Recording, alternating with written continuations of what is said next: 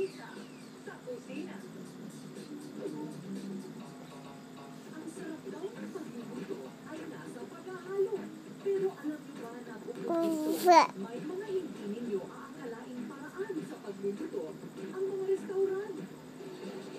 Kilala ang probinsya ng Pampanga bilang culinary capital of the Philippines.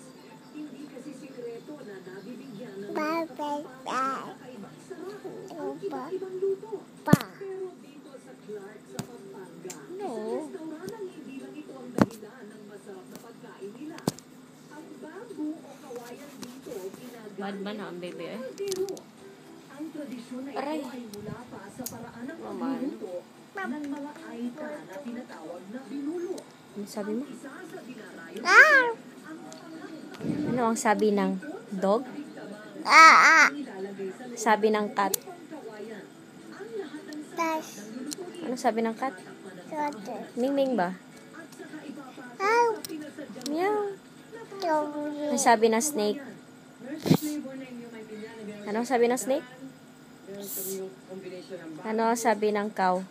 taong 2009 Moo. bukas ang kauna-unahang brick oven o Pugong Resto dito sa Quezon City. Ano ang sabi ng snake?